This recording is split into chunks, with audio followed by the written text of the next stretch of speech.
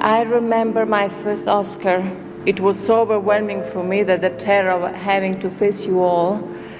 En raison de son éducation très traumatisante, la vie de Sophia Loren a toujours attiré l'attention du grand public. Même si Sophia a presque 90 ans, son histoire traumatisante et sa transformation d'une jeune maigre est peu attrayante en une beauté que de nombreuses personnes adorent, ont fait monter en flèche sa renommée. Cette vidéo a tout. Étudions la terrible vie de Sophia. La vie de Sophia Loren, pleine de thèmes tragiques et difficiles, a commencé au milieu d'une période turbulente de guerre et de chagrin. Sa vie a été gâchée par les caprices du destin. Elle est née sous le nom de Sofia Cicolone, au cours de la sombre année 1934-4, dans le service de charité d'une clinique pour mères célibataires à Rome.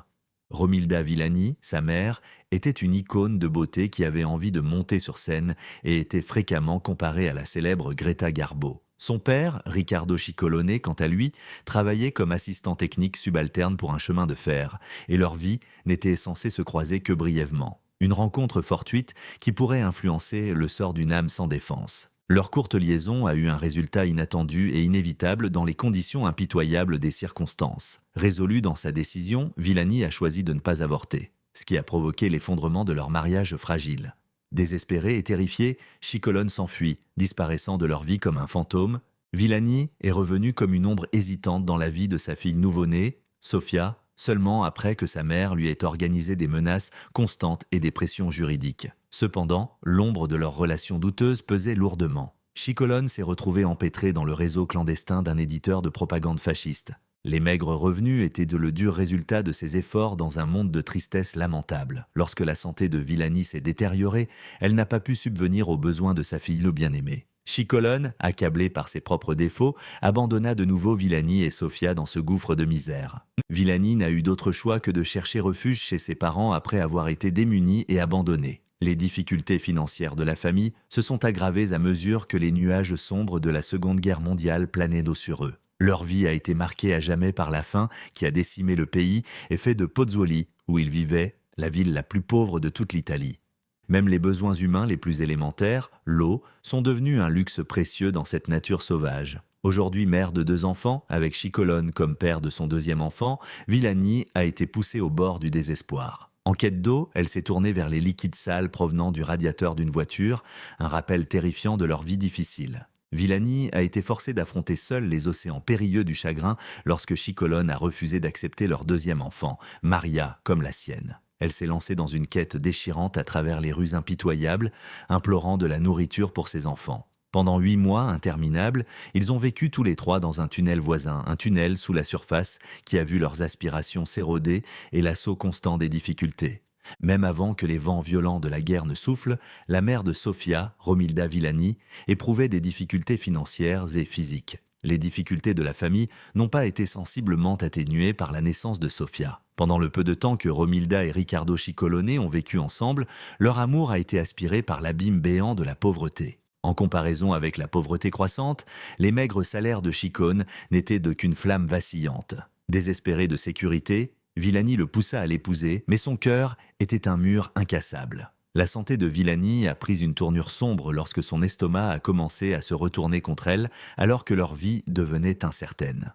La nourriture dont Sophia avait cruellement besoin commençait à se faner comme une fleur dans le désert, et son corps faible pouvait à peine subvenir à ses besoins. Le bébé, leur Sophia bien-aimée, a été abandonné pour se détériorer et devenir l'ombre de l'enfant qu'elle aurait dû être. Son corps mince, qui ne ressemblait à rien de plus que de la peau et des os, témoignait de la dureté de leur vie.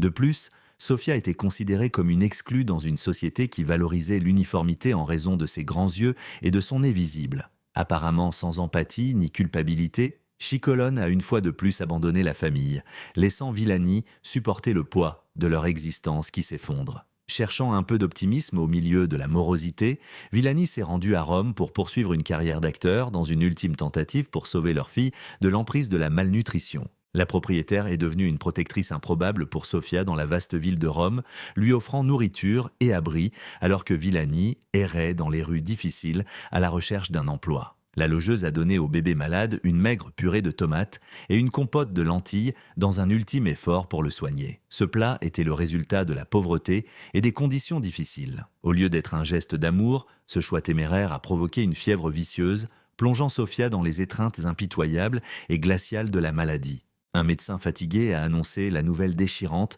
ne laissant d'autre choix que de retourner à l'établissement exact où Sofia était née. Romilda Villani était terrifiée d'apprendre que le bébé délicat ne survivrait que si on lui donnait une alimentation constante à base de lait maternel, car son propre corps l'avait laissé tomber. N'ayant pas d'autre choix, elle se lance dans une tentative frénétique de trouver une nourrice.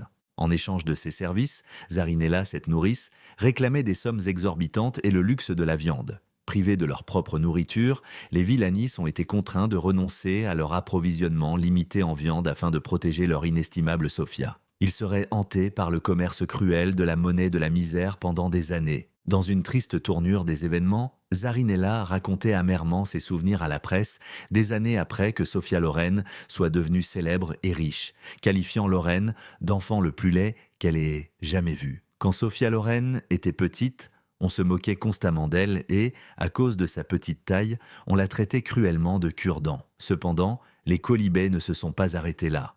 Son esprit délicat était en outre affligé du poids de l'illégitimité, qui était une lettre écarlate aux yeux de ses contemporains. Sophia était une étrangère dans les couloirs difficiles de son école, où les enfants se délectaient du confort de la vie familiale conventionnelle. Elle portait le fardeau d'être différente et étrangère parmi ses pairs, mais elle restait fidèle à ses amitiés. Un havre de paix précaire au milieu de cette vie turbulente.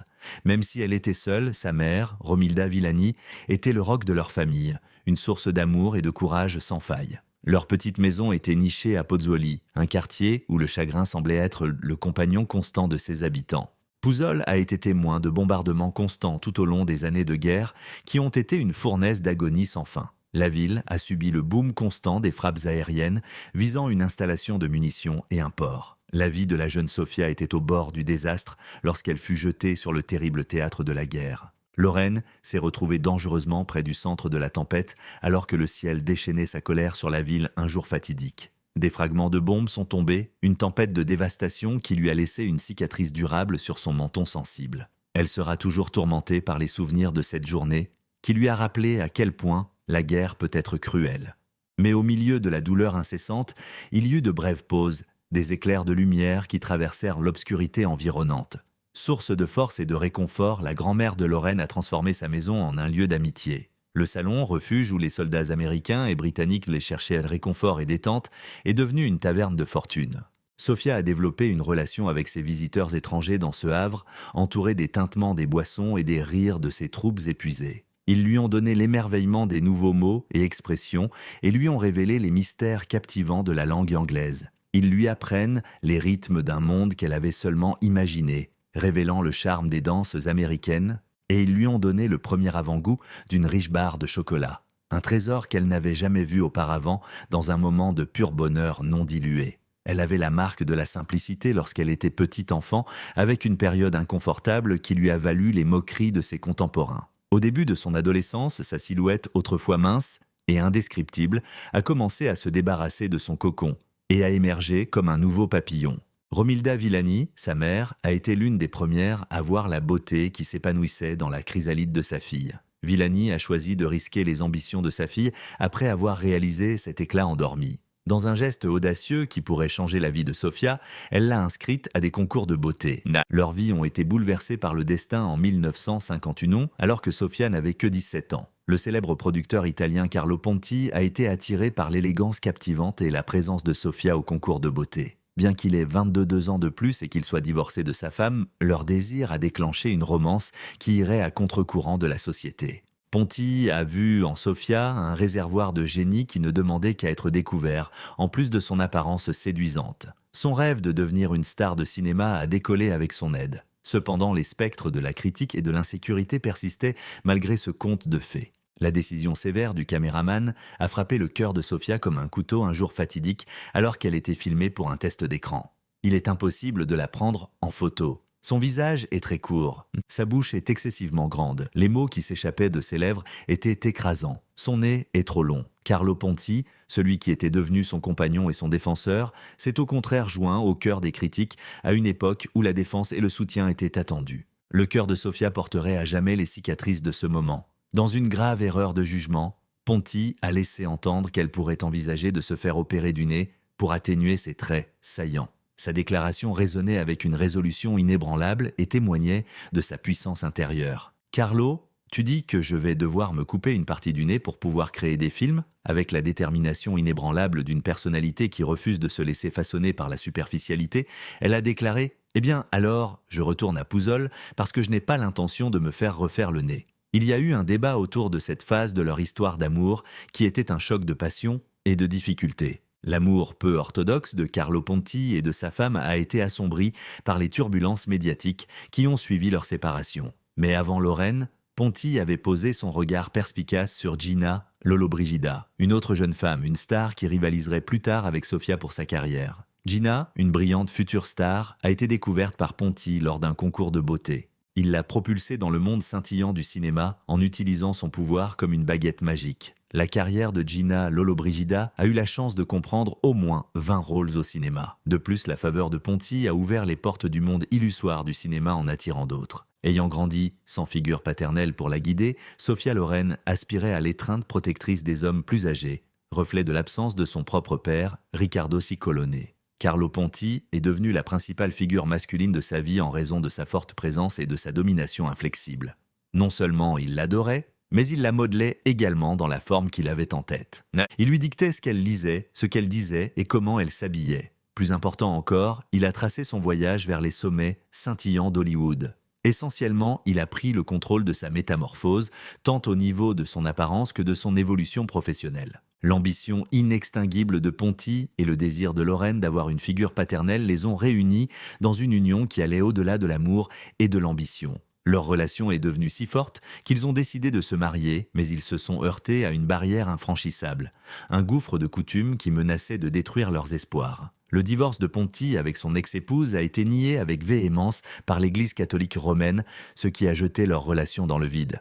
Ils ont dû trouver une réponse secrète car la situation était difficile. Loin des regards indiscrets de l'Église, Lorraine et Ponti se sont secrètement mariés par procuration dans le pays lointain du Mexique. Cependant, Ponti a été accusé du crime inimaginable de bigamie une fois que les autorités morales de l'Église ont découvert leur secret. Ils étaient contraints de vivre à la périphérie de la société, leurs aspirations cachées au public à cause de leur amour, qui se traduisait par des nuances de secret et d'exil. Ils ont cherché la sécurité dans les bras d'autres pays au cours de leur difficile voyage. Leur amour était enveloppé de mystère et le spectre de l'illégitimité pesait lourd. Après un voyage mouvementé, Sophia Loren et Carlo Ponti ont enfin pu trouver refuge dans le sanctuaire de la citoyenneté française, ce qui leur a permis de se remarier. En 1966, leurs cœurs s'unissent par un mariage à Paris, la ville de l'amour. Le mystérieux producteur Carlo Ponti, dont la vie était liée à celle de Sophia Loren, portait le fardeau d'une carrière mouvementée et controversée qui lui laissait des ombres tragiques.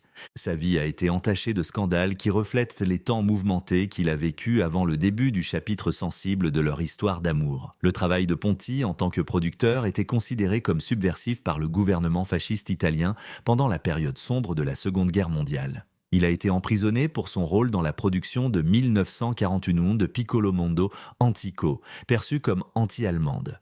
Monument aux subtilités du cinéma de guerre, les barreaux austères de sa prison ont vu sa résistance. Ponti continue d'être entraîné dans les profondeurs impitoyables de la controverse, même après avoir échangé ses vœux de mariage avec Sophia Loren. 5 ans après leur union officielle, en 1973, il se retrouve entraîné dans un autre tourbillon juridique. Ces problèmes provenaient du film Massacre à Rome, qui s'aventurait à dépeindre le pape Pie XIII sous un jour peu favorable, notamment en laissant entendre qu'il avait gardé le silence sur les meurtres d'otages italiens par les Allemands pendant la guerre. Les accusations menacèrent de le couvrir de mépris comme un nuage de pluie. Néanmoins, son héritage ne devait pas être façonné par cette tempête. Ponti a été épargné par un jugement sévère lorsque les accusations portées contre lui ont finalement été retirées après une longue bataille judiciaire et plusieurs appels. Un nouveau chapitre de la tragédie a commencé en 1981 lorsque Ponti et 2 associés ont dû faire face à un autre type de jugement judiciaire. Il a été accusé de fraude par la Securities and Exchange Commission, un juge sévère en matière d'éthique financière. Selon la commission, Ponti et ses complices ont fabriqué des documents pour donner l'impression qu'ils avaient obtenu un financement pour leur projet cinématographique, trompant et escroquant ainsi environ 4 758 investisseurs. La lutte judiciaire qui a suivi a été longue et importante, conduisant à des décisions qui allaient laisser modifier l'environnement de la responsabilité financière dans le secteur cinématographique et empêcher que de telles infractions ne se reproduisent. Mais les effets de ce conflit vont au-delà des décisions de justice. Sous couvert de pouvoir, le gouvernement italien a revendiqué la propriété de la vaste collection d'œuvres d'art que Ponti et Lorraine avaient accumulées. D'une valeur estimée à 6-7 millions de dollars, la collection était un trésor d'œuvres d'art comprenant des œuvres de peintres de renom du monde entier. Malheureusement, la confiscation initiale a été provoquée par les efforts de Sophia Loren pour retirer certains de ces objets d'Italie. La collection d'art de Ponti et Lorraine, témoignage de leur courage inébranlable, n'a été récupérée qu'à la fin des années 1980, après que les nuages d'orage juridiques se soient dissipés. Selon certaines informations, Sophia Loren n'avait jamais connu le monde de luxe et de grandeur qui a accompagné sa soudaine célébrité au début des années 1960. Elle a demandé l'avis d'un fiscaliste pour gérer son empire financier en expansion. Car elle pensait que ses affaires étaient entre de bonnes mains. Elle ne se doutait pas que son incursion dans les complexités de la gestion financière conduirait à une catastrophe qui la suivrait pendant des années. 20 ans plus tard, au cours de la sombre année 1980, Sophia Loren est prise sous l'emprise impitoyable de la justice et accusée d'évasion fiscale, ce qui bouleversera toute son existence. Une dette impayée qui s'élevait à 180 $, une somme qui éclipserait aujourd'hui plus de 2 millions de dollars, a été découverte par une déclaration de revenus oubliés de 1963 qui lui a rappelé des souvenirs de son passé. Elle était seule face à la perspective terrifiante d'un rendement mal évalué, car le fiscaliste à qui elle avait confié ses questions financières était décédé depuis longtemps. Sophia Loren, réputée pour son calme et sa grâce, a déclaré son innocence au monde lorsque les murs de sa vie se sont effondrés autour d'elle. Elle a déclaré aux journalistes « Je ne suis pas un escroc », son attitude hautaine cachant la rage émotionnelle qui la rongeait. Son destin était certain, un décret sévère qui la conduirait entre les murs impitoyables d'une prison italienne en 1982. Elle parcourait le chemin de son propre chagrin tout en portant sa tenue de marque, conservant sa personnalité publique impeccable. Cependant, sous une façade de faste et de ténacité, elle portait les craintes persistantes qui accompagnent l'incarcération. Avec un tremblement de fragilité dans la voix, elle dit « Je suis inquiète, très inquiète pour ce mois qui m'attend en prison. » Elle a même demandé grâce au président italien, mais sa demande a été rejetée, et le sentiment d'injustice était évident car elle a jugé la décision injuste. Lorsqu'elle entra dans la prison, le monde entier la regardait avec impatience, ses partisans et les autres prisonniers l'encourageant et leur voix résonnait dans les couloirs désolés. Dans une démonstration émouvante de soutien, des affiches avec sa photo et les mots « Pardon Sophia » ont été affichés en l'air. Loren a été condamnée à 1 mois de prison, mais il n'a passé que 17 jours à l'intérieur. Un petit acte de gentillesse face à une catastrophe provoquée par la main imparable du destin. Pour en revenir à la romance de Sophia, 1957 fut l'année où son destin croisa celui de Cary Grant, à l'époque où Sophia Loren était fiancée à Carlo Ponti. Leurs vies se sont croisées sur le tournage de L'Orgueil et la Passion, réunissant 2 stars censées suivre des chemins opposés. La jeune Sophia a été enchantée par l'humour, l'esprit et l'étendue de l'expérience de la légende hollywoodienne chevronnée Cary Grant.